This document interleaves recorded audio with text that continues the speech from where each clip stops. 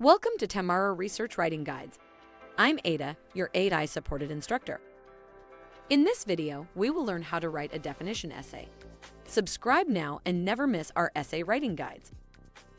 You might never heard about it before, but in definition essays, we take a word and explore its definition, historical background, and how people perceive it. If you haven't been given a specific word to define, pick one that's fitting for your definition essay. Let's see some tips to help you decide. Avoid selecting a word with a straightforward definition, as there won't be much to discuss or explore. Secondly, understanding a word's definition is crucial to writing an essay about it, so make sure you choose a word you can talk about.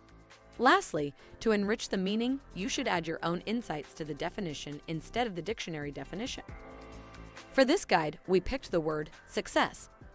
It's a conceptual word open to debate, one we can grasp and shape our own definition for. After we choose our word, the second step is creating an outline, which will organize your train of thought. Just like the one you see in the example, a definition essay outline can include an introduction, body paragraphs, and a conclusion. Let's dive into the outline we prepared for our example definition essay. As you can see, our writer included each main part in the essay, but also noted each paragraph sentence by sentence. This will facilitate and speed up our writing process. Before you start writing, let's choose from 4 types of definitions as the foundation for your essay.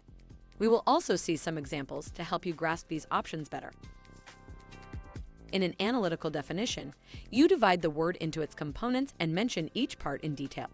It's particularly suitable for technical essays, but in most cases, you may not require this level of technical detail. Classification definition, on the other hand, refers to the practice of defining a word according to the classes to which it belongs. As you can see, our example used this technique for the word canine. The third type of definition is the negations definition. This one is a bit tricky because you need to define the word by explaining what it is not. Just like in the example, this one would be a great choice for philosophy lessons.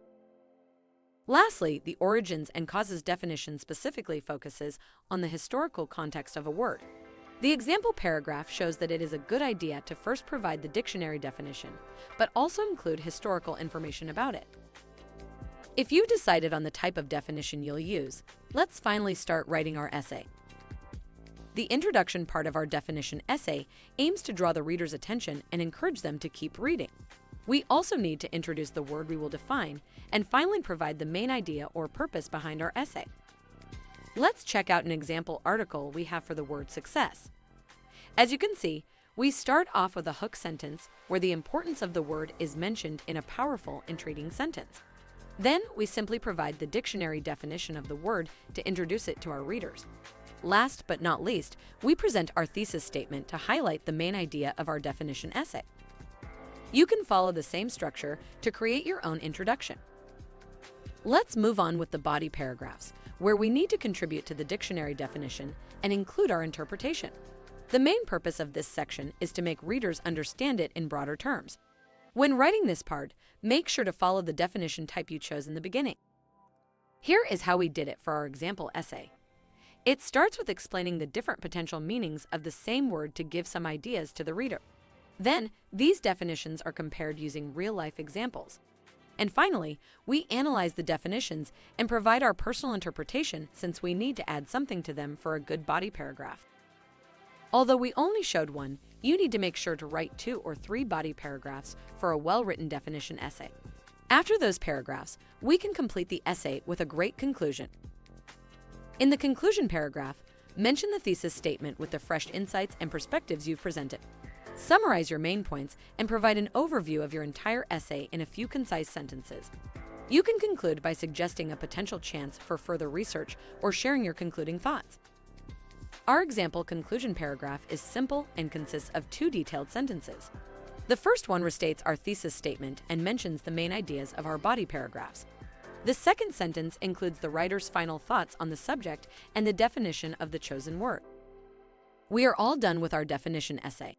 But before you go, let's check out some pro tips and mistakes to avoid so you become fully ready to write one yourself. There are several mistakes you need to avoid, and some best practices to follow to get an amazing score for your definition essay. Let's start with the common mistakes. Never shift your focus from the defined word to an irrelevant subject. This will confuse your readers. Don't choose a word that has a simple definition. It will narrow down your chances of discussing it in your essay. Don't refer too much to the dictionary definition. People expect to see your interpretation. What about the things you need to do? First of all, some words are just too broad. Narrow it down to make the writing process easier. To have a great flow, use transition words and sentences. Go above and beyond and come up with a unique definition if you can. And finally, make sure to proofread your essay after you finish to catch the potential grammar mistakes.